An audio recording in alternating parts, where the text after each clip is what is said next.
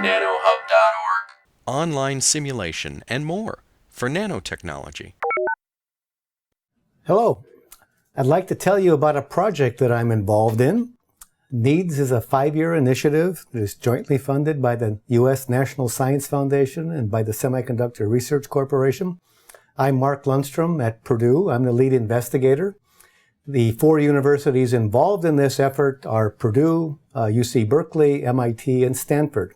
We've recently had our 4th annual review meeting. Several of the presentations that were made at that meeting are available for downloading at this website. What I'd like to do in this quick presentation is to give you a brief overview and tell you what the whole program is about. So these are the 3 things I hope to accomplish. First of all, just to tell you a little bit about why NEEDS was established, what it's all about, what we're trying to do. A little bit of a sense as to where things stand in year 4 of this project, and then a little bit of thinking about, what we're setting the stage for, where this initiative is heading. So this effort really came out of preparing for being effective in electronics in the 21st century. So we've recently heard that Moore's law is ending. Electronics is entering a new phase, but it's a new and even more exciting phase from my perspective. But things will change. Electronics is going to be more and more pervasive in the 21st century. It's pervasive now. It's going to be even more so in the future. It's going to be more differentiated, and more differentiated in 2 senses. One is being driven by a much wider range of applications, but also solutions to problems enabled by a much wider range of materials and devices and technologies. So this is going to be a very exciting time that we're entering, and in order to be successful in this new phase of electronics, it's going to require a new kind of engineer or applied scientist, and part of our objective is to help give our students the experiences and training they need to be effective in this new era. So if you just look at what's happening these days, you can see major initiatives by the semiconductor industry. This particular one was done jointly with the National Science Foundation to look at new ways of information processing. People are looking at lots of new architectures, lots of new device technologies. And one of the things you notice that we're seeing more and more of is putting together teams of people who go all the way from basic materials and devices all the way up to circuits and systems and architectures, because we need this end-to-end approach to solve the problems that we're addressing these days. But electronics is more and more about more than information processing and communication. Energy systems, things like photovoltaic, solar cells, and PV arrays are complicated systems that have many of the same challenges that complicated electronic chips have.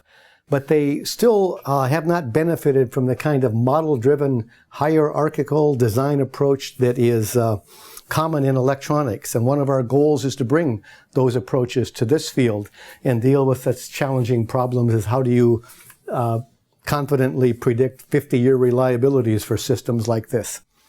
There's more and more interest in civil infrastructure, programmable windows, energy scavenging, sensors in civil infrastructure. So lots of new opportunities for new technologies to solve important problems in civil infrastructure. This is the decade of the brain, and there's lots of interest in producing instrumentation that will help us probe what goes on inside the human brain, understanding human cognition, developing brain-machine interfaces. Lots of exciting new opportunities that will require new approaches and new technologies. And health and medicine is another example of another opportunity for electronics, and there are many of these opportunities that is going to require very broad individuals that bring a very deep understanding of electronics to them. So we can draw pictures like this when we talk about end-to-end research. Pictures that start at a very fundamental level of basic research that go up to developing models that help us understand and optimize materials and devices, and then to higher and higher levels of circuits and systems and applications. And we're very much in this initiative about trying to connect work at the fundamental level to work at the systems level. The National Science Foundation, when it established this program, anticipated that most of our efforts would be directed here at the fundamental level, materials and devices and nanoscience. But a key objective of the program is to connect that work to circuits and systems and applications. That's what NEEDS is really all about. And we have chosen to address these complementary challenges to focus on deeply physical, compact models that are useful both in driving fundamental work and in simulating the performance of circuits and systems. So we're not a compact modeling initiative. We're really very much about putting together teams of people that address problems from atoms to applications. But the primary focus in this limited time initiative is on developing compact models, physics-based compact models, because they provide a strong connection between fundamental work and applications. So let me just say a word about what I mean by deeply physical compact models. When we do research on new materials and new devices, we do experiments. We do measurements to characterize those experiments. Of course, we need a model to interpret those measurements with. We do very detailed first principles, atomistic level simulations. We do higher level, continuum level simulations. No one of these gives us a complete understanding of the new material or device, but by putting it all together and developing an analytically compact model with equations or simple MATLAB scripts that capture the essence of the problem and all of the information and what we've learned from each of these different aspects, we can develop an understanding of the device based on what we've learned from fundamental detailed work, feed that back in proposing new experiments and interpreting experiments, and that iterative process ends up producing, it's what we mean by understanding a new material or a new device technology. And it produces a very analytically compact, clear understanding of what's important for that particular device. And a PhD student might do this for a while and publish a few papers, and that's a PhD thesis. Now, NEEDS is very much about developing models like this and maintaining a tight connection to fundamental research. But what makes NEEDS different is that in addition, we want to take the next step and take this very physical model that doesn't work in a circuit simulation environment and develop it into a compact circuit model that will work in a simulation environment for circuits, that will help us understand the performance of the device in a circuit, that may uncover issues and problems that we had not originally addressed, that we can feed that back to the fundamental work, but that might also give the designer a tool that can be used to explore what this particular new device could be used for in applications. So just some very quick examples of this fundamental work that's going on within the center. There's a lot of nanotransistors, a wide variety of nanotransistors. This is some work that was done with the virtual source model developed at MIT by Dimitri Antoniadis and his colleagues.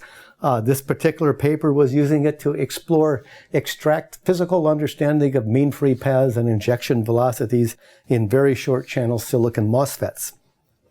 More recent versions of this model have become less and less empirical and more predictive. Recently, the model has been applied to some very high-performance 3.5 MOSFETs, which operate almost exactly at the ballistic limit, and in which these ballistic effects just stand out crystal clear. And very recently, it's been applied to some problems that companies have been uncovering when they're developing FinFET technology. So advanced nanotransistors is one aspect, but there are a wide variety of problems that are being explored and driven by deeply physical compact models within this program. Photovoltaics is another example of where we're trying to develop models that comprehend the physics of a solar cell, the variabilities that are present, how those variabilities affect the performance of a panel in the field, and very much trying to produce this end-to-end simulation framework, much like we use for designing complex chips, but bringing that to a new field and understanding how variability at the device level affects performance at the system level, and understanding how you develop physics-based reliability models to predict the long-term reliability of systems like this. Another aspect of the work, this particular work is going on at Stanford. It has to do with carbon nanotube electronics. Carbon nanotubes are quite variable materials. Carbon nanotube transistors are very highly variable. The team at Stanford is developing a framework driven by a very physics-based compact model that comprehends these variabilities, but making that the starting point for a comprehensive framework that goes to higher and higher levels and explores the design of systems in the presence of highly variable devices through this hierarchical framework. And this is being deployed as a case study on our website and an example for others. I mentioned that there's a wide variety of physics and devices and approaches and materials being explored. Spintronics is another example. This is an example of where some physical models, highly physical models expressed in circuit form, are being developed by Supriyo Datta's team. These models can be used by extending normal circuit concepts to spin voltages and spin currents. They can then be hooked together to simulate complicated experiments or devices. You can download those from the NEED site. This is an example of some work done in Zihong Chen's lab, where we're looking at the non-local voltages that are induced by the spin transport laterally in a sheet of graphene. And you can see that you can represent this experiment with a complicated circuit based on these elements that can be simulated in SPICE.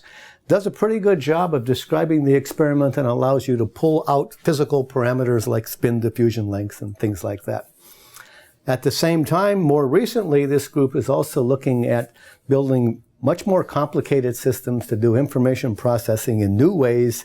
This particular work makes use of some probabilistic computing ideas with nanomagnets to solve the traveling salesman problem. And you can see a presentation on this work at this website that you can download. Another set of the work has to do with biomedical devices and biology. This particular sketch indicates some work that is about to be published in the Proceedings of the National Academy of Sciences, done by Ashraf Alam's group here at Purdue.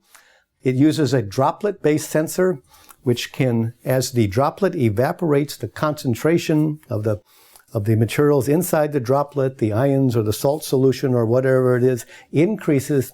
Through this technique, you can beat the diffusion limit and get exquisite sensitivity.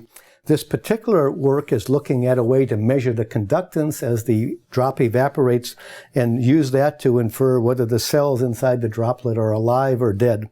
And it produces an alternative label-free technique to do this kind of measurement, which is very important in looking at things like food pathogens.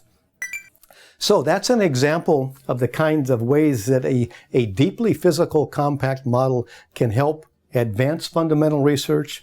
These are not models that you do when the work is all done. They're models that you do to help you understand the work that you're doing and to drive it in useful directions. But what makes NEEDS different is then taking the next step and taking that highly physical model and expressing it in a SPICE-compatible compact circuit model framework that can be used to explore applications. Now, to accomplish that second part of the mission, which is really what makes NEEDS different from a standard research center, we are developing some infrastructure that facilitates the development and dissemination of compact circuit models like that. And these are the 4 goals that we set for this side of our objectives, 4 infrastructure goals. And let me quickly go through these 4 goals and just tell you a little bit about what we're doing there. The major tool development effort is something we call MAP, Model Analysis and Prototyping Platform. This is a MATLAB-based platform being developed at Berkeley. And it's a MATLAB environment in which you can write a compact model, test it in a simple circuit simulation framework to do DC, AC, and transient simulations.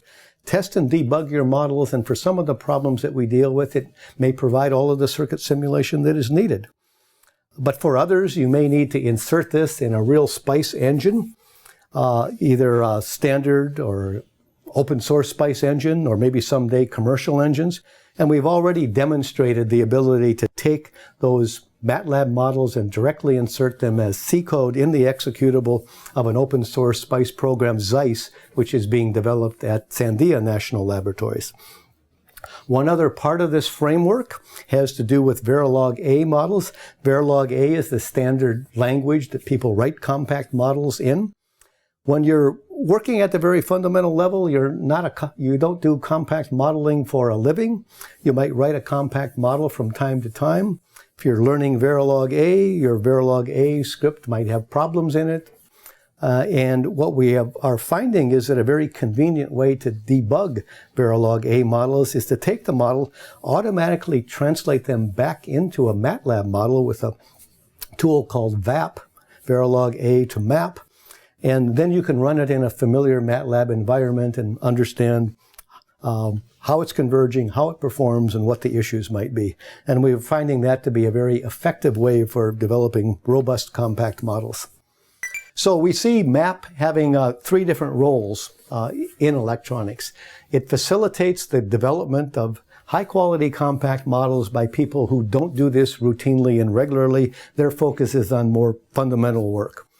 It promotes the use of circuit simulation beyond traditional electrical engineering fields, places where you may not have a SPICE environment handy or available to you easily, and where you may not be used to routinely using SPICE. Now you have an open source MATLAB or Octave platform that allows you to do these simulations. We're finding that it's also proving to be useful for circuit simulation experts too, people who develop new algorithms, because it gives them access to the simulation engine that they can play with and tweak and refine as they're developing their algorithms. Now, I also want to mention that in this new era that we're entering, where we're dealing with an increasing diversity of technologies to solve problems, MAP is also being developed as a multi-physics platform. It not only does electrical devices and circuits, it's being developed to do optical and thermal and spintronic and biochemical circuits as well. Each of them can talk to their neighbors in an electrical circuit or an optical circuit, but the circuits in different domains can also communicate with each other. So we think that that's going to be important in the new kinds of technologies that we're developing in the future.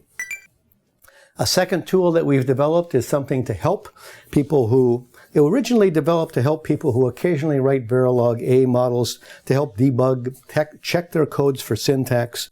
So you can run your Verilog A model through VA lint.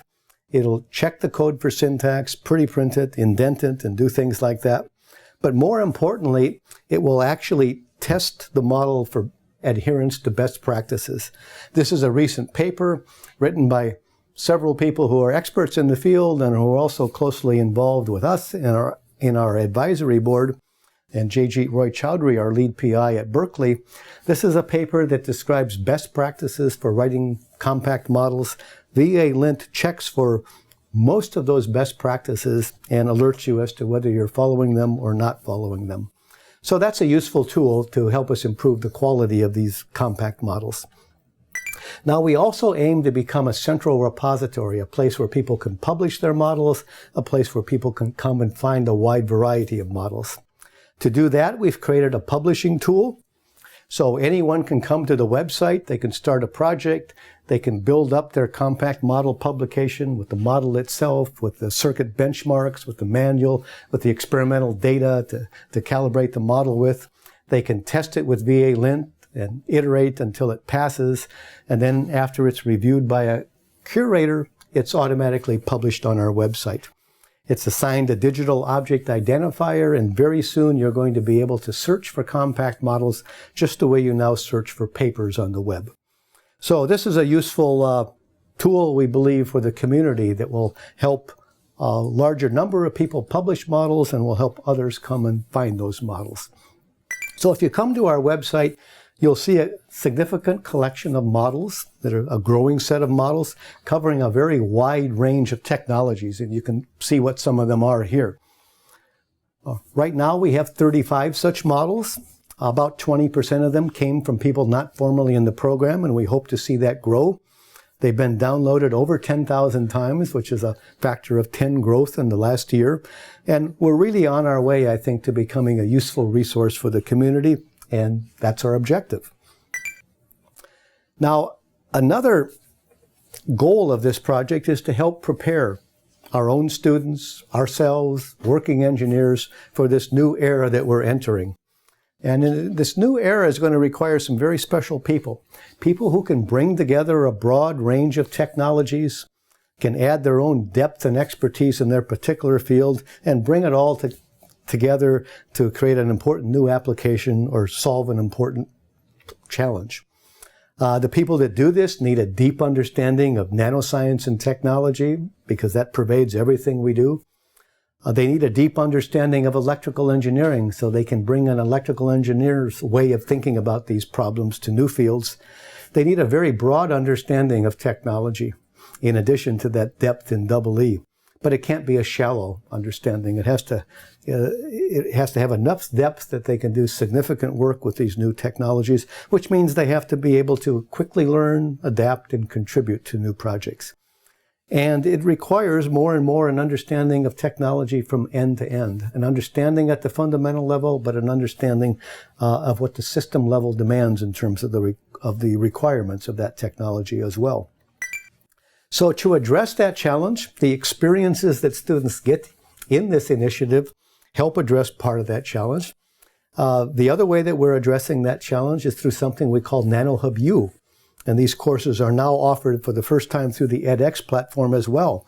So we have 21 courses, over 50,000 people have registered for them, many universities, many companies, and people in many different countries.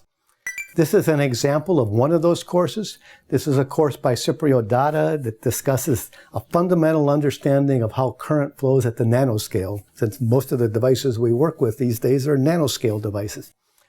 It was offered on edX for its first offering, and then pulled back to NanoHub U where anyone could access it and take it at their own pace.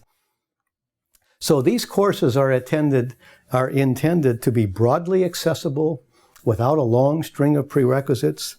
They're intended to bring new insights and understanding and approaches from what we're learning in nanoscience into engineering education and to practicing engineers and scientists.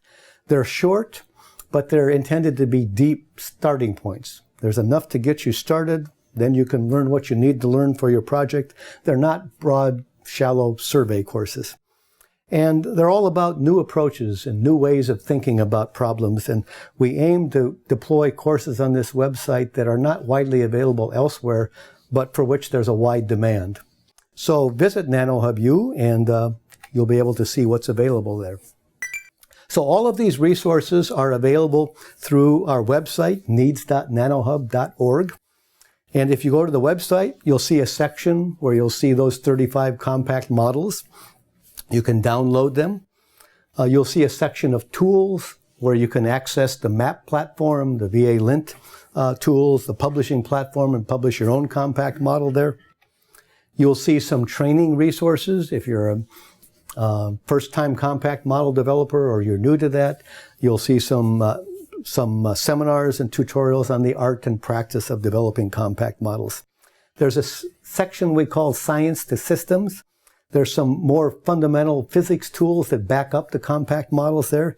But there's also some system-level scripts that begin with a compact model and put it in a framework that allows you to project the performance of a system. The work under Stanford in their carbon nanotube electronics is being deployed there as our first case study in how you go about doing that. And the education section focuses on the fundamentals of the science of these new technologies, Spintronics, nanoelectronics, activities like that. The NanoHub U is accessible through there. So visit needs.nanohub.org. It is getting growing visibility as a useful resource for the community. We hope not only to have it be a place where people come and download resources or view courses or seminars, but a place where people publish their own compact models and contribute to that. So as I said, we are addressing these goals, and what we're trying to do through this 5-year project is to try to put in place some resources, some examples, some case studies, some tools, some practices that will make it easier in the future for us to address these challenging problems with a broad range of technologies that require an understanding from a basic level to a system level. And this causes us to think a little bit about where are we heading. We very much think that the goal of this project was to set the stage for the way that we'll be doing research in the future. So if you think about how research is done, one model of research is this Vannevar-Bush model, where you do work on basic research and without any direct thought of what it might be applied for. And history shows that this oftentimes leads to radically new technologies. So that's one way of doing it, but there's another way. Instead of necessarily going from basic research to undefined applications, you can also go from a very well-defined application and in the process do some very basic and fundamental research. So this is an excellent book by Donald Stokes, who calls this Pasteur's quadrant style of research after Louis Pasteur, who set out to cure infectious diseases, but in the process did some first-rate science. I call this use-inspired basic research. The research itself is just as high quality, but it's driven by solving an important problem. Not only do you solve an important problem if you're successful, but you advance basic research as well. So you have those two goals when you're doing this kind of research. And you know, there's a lot of books and talk about Bell Labs these days and what made it so great. Bell Labs was a place that did both. It had a lot of unfettered research and permitted people a high degree of freedom. That's the first model.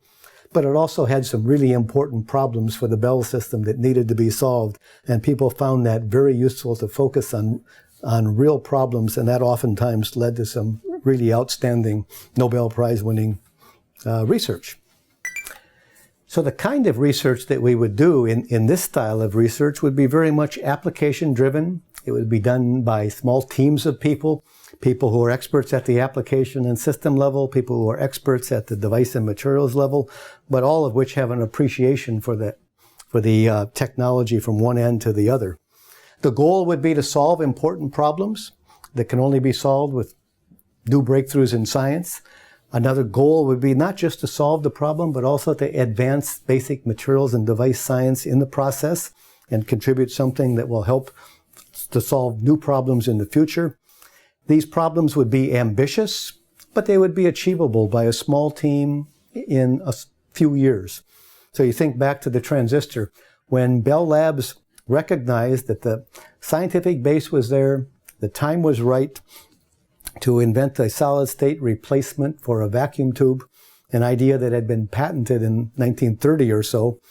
It only took a small team of people a little over 2 years to do that.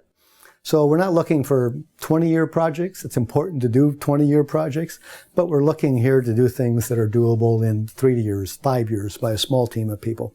The teams would be vertically integrated, so it would give the people involved in these experience in working across levels of the hierarchy. And the individual projects would each be solving a particular problem with a particular technology or set of technologies, but you'd like to see them share a common set of approaches and maybe tools. And we would very much like to see these projects employ this model-driven approach that has been so successful and developed and refined over many years in electronics, with compact models, the deeply physical compact models being the bridge between the fundamental work and the application work.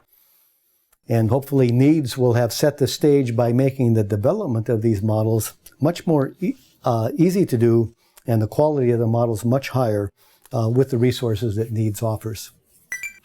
So we sort of see a landscape like this that might be possible. Lots of fundamental research is going on. There seems to be a new breakthrough every day. We have lots of important problems. We would like to recognize where the connections are. You know, how can this particular problem make use of this advance in science, and how can we put together teams that then can realize the promise of this new science in a real application?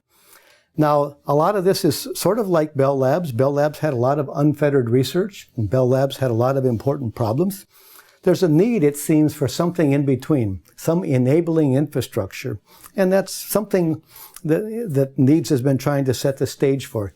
This enabler would provide tools. The tools might be specialized and evolved for the particular problems that are being addressed. It would add expertise. It would disseminate the results to the broader community so that it could have higher impact and others could build on it more effectively. It would provide the kind of educational resources that are not widely available, but that are needed for these new kinds of problems. Might support commercialization for taking the next step after projects become successful. And just providing leadership, support, and synergy that would make this more than a collection of independent projects. So that's the possibility that's there, to create something that is analogous to Bell Labs, but to do it in a much different time and environment, and to do it in an academic environment, but to try to bring that flavor of a great industrial research lab to academia. So that's my summary. I've tried to give you a little bit of quick understanding of why NEEDS was established, what we're trying to do, where things stand in year 4 of this 5-year project, and some ideas on where we might be heading. So I think it's a very exciting time to be an engineer. Electronics is undergoing a large transition, but we have a very exciting future ahead of us. I would encourage you to explore the presentations and posters that are available on this site. It gives you a much broader and more in-depth sense of the work going on. And if you have questions, feel free to email them to me at this address here. Thank you for listening.